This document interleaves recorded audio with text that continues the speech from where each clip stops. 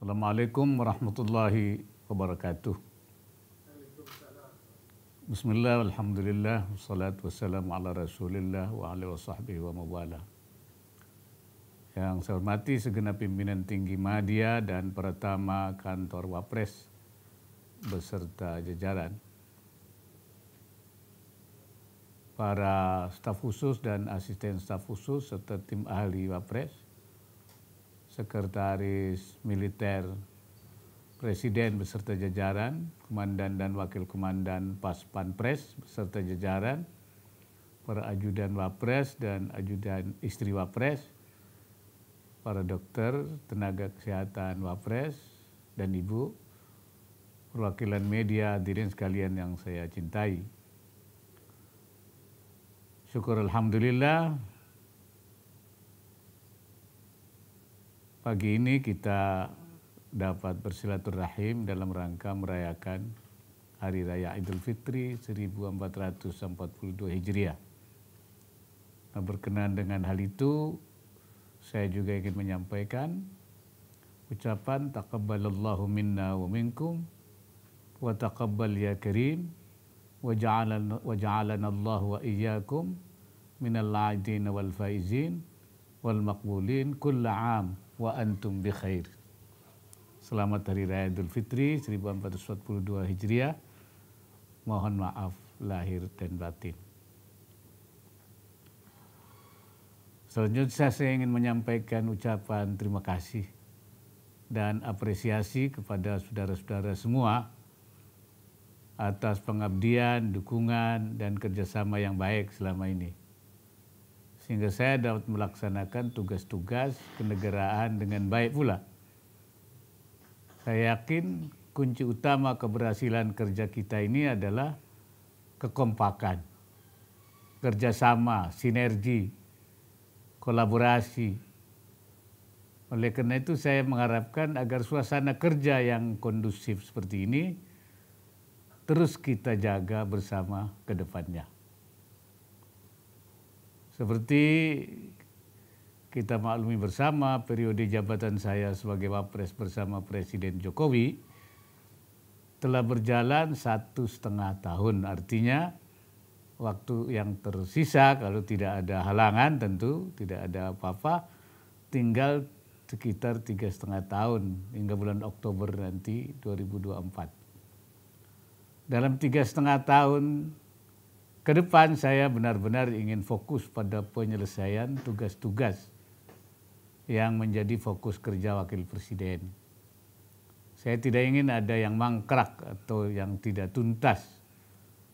Saya ingin semuanya netes atau membuahkan hasil yang nyata dan membawa manfaat serta maslahat bagi rakyat dan umat. Secara singkat dapat saya sampaikan target-target dari fokus kerja kita sebagai berikut. 1, di bidang ekonomi dan keuangan syariah. Saya menginginkan pada akhir 2024 telah terbangun ekosistem yang sulit bagi pengembangan industri halal, keuangan, dan dana sosial syariah, serta tumbuh dan berkembangnya usaha syariah, bisnis syariah. Kawasan industri halal yang telah ditetapkan sudah harus beroperasi. Yang selama sekarang ini baru 3 dan akan tambah lagi. Ya insya Allah sampai 8. Supaya sudah harus beroperasi dalam rangka mendukung cita-cita kita sebagai pemain global produk halal. Di bidang pengentasan kemiskinan, sesuai dengan arahan Presiden, kita harus dapat menurunkan kemiskinan ekstrim sejalan dengan tujuan SDGs. Nah, untuk itu reformasi perlindungan sosial agar mencakup seluruh lapisan masyarakat dan reformasi pemberdayaan rumah tangga dalam rangka meningkatkan produktivitas juga harus tuntas dilaksanakan. Prasyarat dalam melaksanakan reformasi ini adalah tersedianya data terpadu kesejahteraan sosial (DTKS) berbasis rumah tangga dan data terpadu UMKM yang dapat dimutakhirkan dengan secara cepat menggunakan metodologi yang terbaik. Pentingnya data terpadu UMKM mengingat banyaknya anggota rumah tangga miskin dan rentan yang bekerja untuk UMKM ataupun sebagai pemilik UMKM. Nah, di bidang UMKM, peningkatan produktivitas dilakukan supaya pemberdayaan melalui peningkatan kapasitas dan kompetensi UMKM termasuk pemanfaatan teknologi informasi dan mendorong lembaga keuangan agar ramah UMKM serta perbaikan ekosistem pendukung UMKM agar upaya pemberdayaan juga efektif, ketersediaan data terpadu UMKM menjadi sangat penting. Pada akhir pemerintahan, UMKM termasuk UMKM yang bergerak di bidang produk halal sudah harus berkembang sebagai penopang perekonomian nasional. Harus wujud itu. Di bidang reformasi birokrasi juga pada akhir pemerintahan juga diharapkan sudah harus terbangun birokrasi yang efisien dan efektif, yaitu birokrasi yang minim struktur tapi kaya fungsi, lentur, responsif, dan akuntabel, serta mampu berkolaborasi lintas lembaga dan mampu memberikan layanan prima kepada masyarakat. Di bidang percepatan pembangunan kesejahteraan di Papua dan Papua Barat yang juga menjadi tugas yang dibebankan kepada saya, rencana aksi atau program quick win yang mampu memberikan manfaat nyata dan memperkuat rasa saling percaya serta persatuan nasional juga sudah harus tuntas terlaksana sebelum periode pemerintahan ini berakhir. Saya juga berencana akan melakukan kunjungan ke Papua dan Papua Barat segera setelah rencana aksi tersebut mendapatkan pengesahan dari Presiden, supaya tidak ada salah persepsi seakan-akan penanganan Papua itu lebih pendekatan keamanan, ya, padahal justru kita ingin pendekatannya adalah pendekatan kesejahteraan. Keamanan itu adalah untuk melindungi masyarakat dan juga jalannya pembangunan dari gangguan-gangguan perusuh atau gerakan separatis yang sekarang sudah diberi predikat atau dicap sebagai gerakan terorisme. Ini penting untuk supaya tidak terjadi salah persepsi bahwa seakan-akan sudah berubah pendekatan. Ini tentang Papua. Kemudian yang juga tidak kalah pentingnya pencalonan Indonesia sebagai tuan rumah Olimpiade 2032.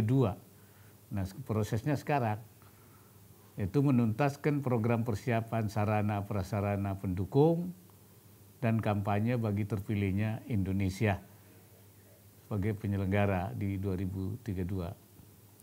Saya telah beberapa kali menulis di Harian Kompas.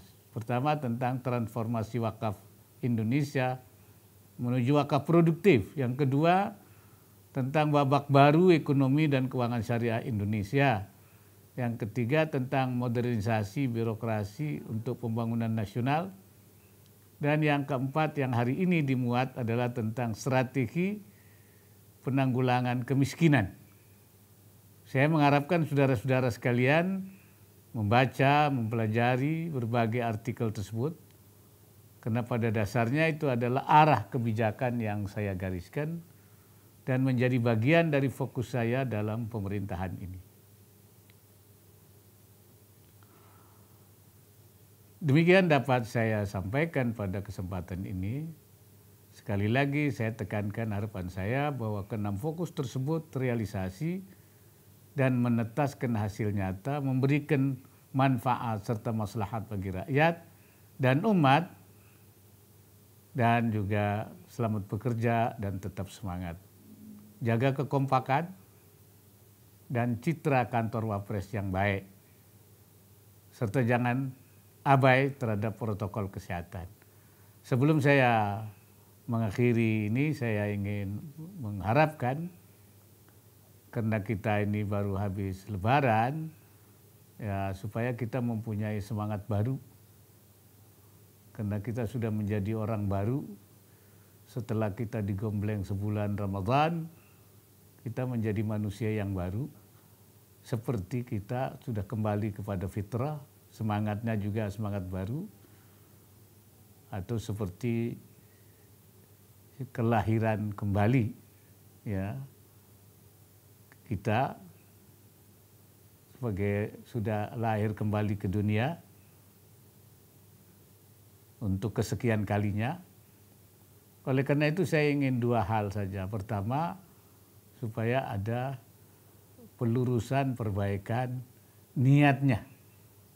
Dalam bahasa agama disebut tashihun niat. Nah, niat itu penting sebab semua itu tergantung dari niat.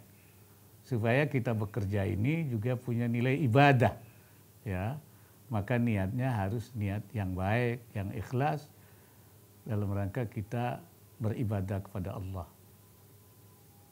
Seperti ada hadis, innamal a'malu binniyat. Semua pekerjaan itu ditentukan oleh niatnya. Nah, niatnya seperti apa? Karena itu niat ini penting. Namanya tajdidun niyat wa tashihun niyat. Memperbaharui niat dan memperbaiki. Takutnya kemarin ada niat kita sudah kemana-kemana, ya, yang tidak bernilai ibadah kepada Allah. Jadi nanti kerja kita ada pahalanya, ya, tidak hanya pahala dunia, tapi juga ada pahala di akhirat, dapat poin, ya, itu karena niatnya sudah baik. Yang kedua adalah memperbaiki kinerjanya, tashihul amal. Kenapa? Karena kerja kita itu hasilnya juga ditentukan oleh seberapa bekerja kita dengan baik apa tidak. Kalau bahasa agamanya namanya al-amalu bil ihsan, bekerja dengan baik. Al-amal bil ihsan itu keharusan dalam semua hal. Dalam ibadah juga ihsan, di dalam bekerja juga ihsan, ya, di dalam berusaha juga ihsan. Innallaha katabal ihsana fi kulli syai', kata Rasulullah begitu. Allah mewajibkan untuk berlaku ihsan dalam segala hal. Tidak boleh kita asal-asalan, seenaknya, yang penting ya asal kerja. Tidak, tapi bekerja dengan ihsan, dengan baik. Innallaha yuhibbu minal amil idza amila ayyutqinah. Allah senang orang bekerja kalau dia bekerja dengan baik. Nah, kerja dengan baik itu punya dua nilai. Nilainya nilai prestasi yang akan kita capai, dan juga dinilai merupakan ada pahalanya karena kita dianggap bekerja dengan baik. Di dalam Al-Quran disebutkan, katakan Muhammad qul i'malu inni amil. Kerjalah kalian, saya juga bekerja. Bekerjanya dengan baik, bukan asal kerja, tapi kerja dengan baik. Al-amal bil ihsan. Nah, dua hal ini yang saya ingin pesankan, yaitu niatnya, tajdid wa tashihun niyah, memperbaharui dan memperbaiki, meluruskan niatnya. Kemudian tashihul amal, memperbaiki kinerjanya supaya kita bekerja dengan ihsan. Semoga Allah Subhanahu wa taala senantiasa memberikan inayahnya dan meridai semua ikhtiar yang kita lakukan. Amin ya rabbal alamin. Wallahul muwaffiq ila aqwamit thariq. Assalamualaikum warahmatullahi wabarakatuh.